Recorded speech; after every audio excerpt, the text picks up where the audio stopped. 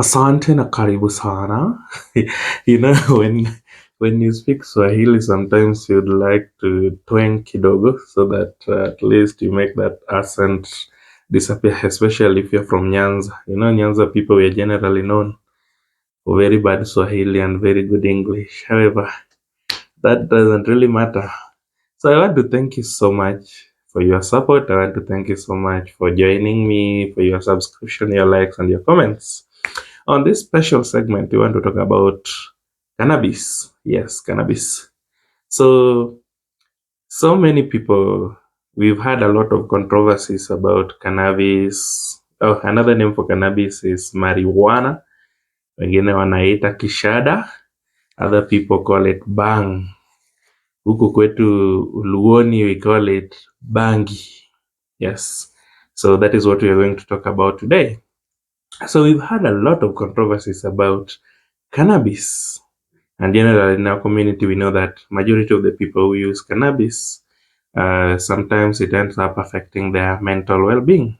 But did you know that the brain of a person actually contains chemicals that resembles the actual chemicals found in cannabis? Yes, there is something we call endocannabinoids or endocannabinoids. These are special chemicals that controls our body functions, and they are found within our hypothalamus. They are found within our thalamus. All your brain system and some part of your body, including the muscles, they contain the cannabinoids. So this brings us to the question on why do cannabinoids actually exist in our body? So the main function is to help in managing stress and also in pain management. And that is why we've recently had so many people, especially during the previous elections, the campaigns, you'd hear Wajakoya talking about so much bang. The fact is that bang is not bad. Bang is only bad when it falls in the wrong hands. It is similar to the phones or the Android phones that we have today. With an Android phone, actually, because right now I'm using my Android phone to do the production of this video, I'm using it for a good purpose. But the same phone, if it falls into the hands of the wrong person, you'll generally get a child joining or watching sites that we do not really wish for them to watch, and these ones affect their moral standards. So this is also the same for cannabis. First of all, cannabis can be classified into two main types. Those ones are generally known throughout the world. That is cannabis sativa and cannabis indica. These two types of cannabis, they differ in the potency level of something we call tetrahydrocannabinoids, that is the TCH. So while cannabis indica has got a high amount of tetrahydrocannabinoids, the cannabis sativa does not have high amounts of TCH. And TCH is the chemical in cannabis sativa that when consumed or when used keeps a person high, in quotes. You remember when people take or smoke marijuana, they say that they're high. Yes. So that is the effect of TCH. However, there is a special substance also within the two types of cannabis, but in this case, it is plenty when it comes to cannabis sativa, and that is the cannabinoids. We call it the CBD. So the CBD that is found in the cannabis is the primary medical area of interest because the CBD has got some special features that can help in the treatment and management of various conditions.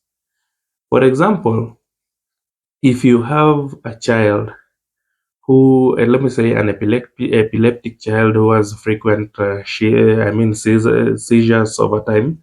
Forgive me, I'm a Lua, so you'll always get the over there, but just forgive me. I hope you understand that the Kenyan, we are one community, one family.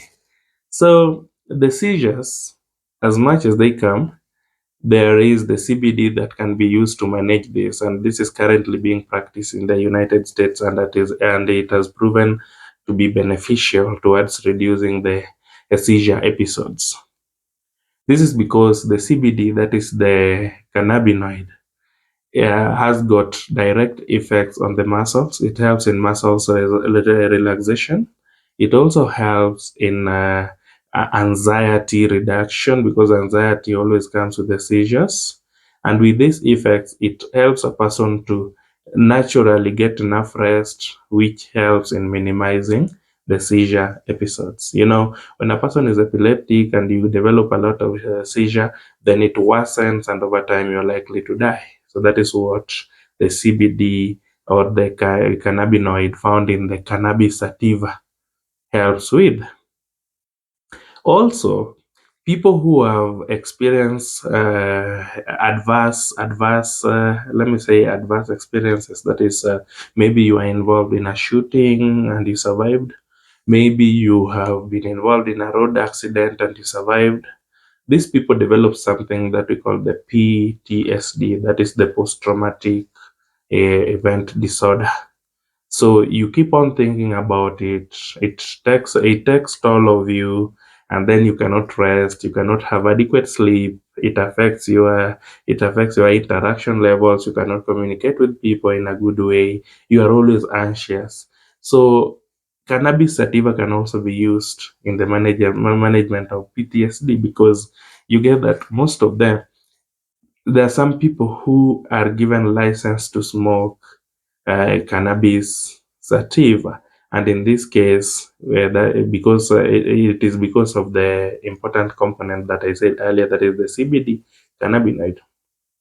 So the cannabinoid will help with the body relaxation, and a person can sleep well. And when you're asleep, you definitely will not be able to remember or even dream of the previous experiences that you had.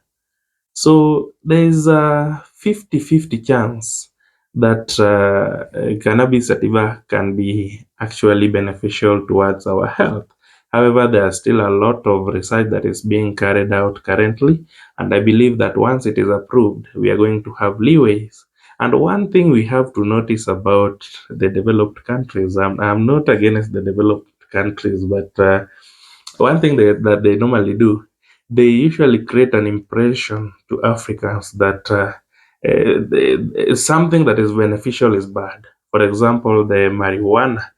Marijuana has been depicted in Africa as something that is very bad, something that is going to degrade the African values, or the earthly values per se, but they are promoting LGBTQ. So you can imagine which is which. Cannabis sativa if put into proper use, can prove to be beneficial on our health. So let us not be so quick to judge or to reject some things that are being proposed by maybe learned persons. They have had experiences of this.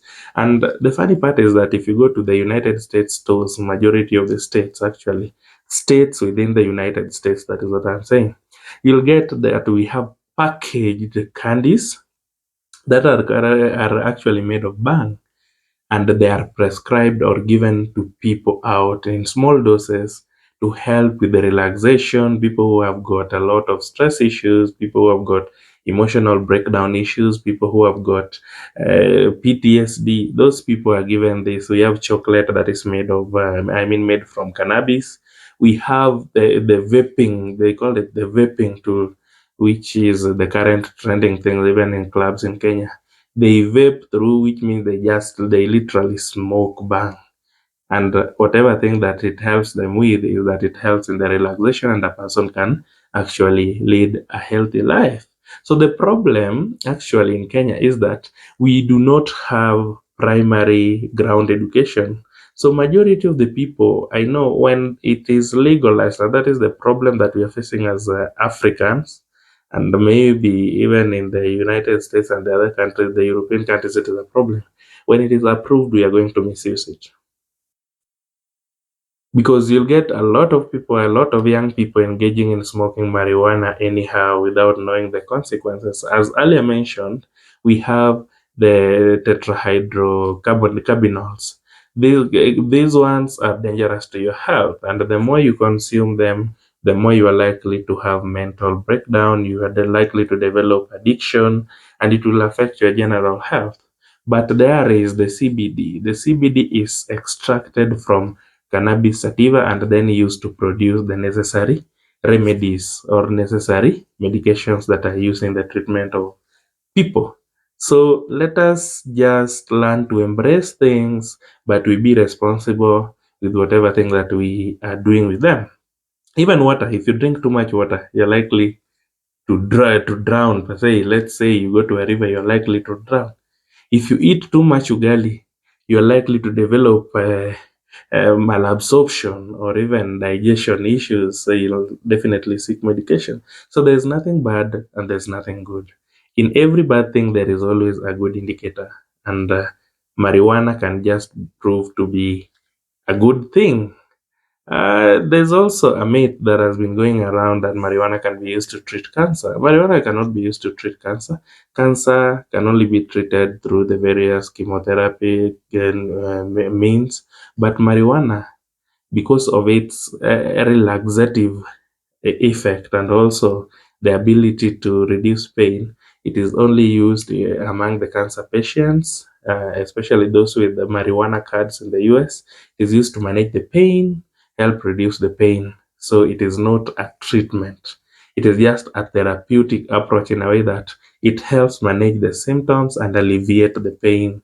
But again, the pain will definitely come back over time. So if you have any question, if you have not subscribed to the YouTube channel, kindly subscribe to my YouTube channel. Bwana, support a brother. Support a brother. This is something that we've started. This is an initiative that I believe that will grow. This is our second week and we've actually received quite a number of subscribers. Thank you so much for watching and may God bless you.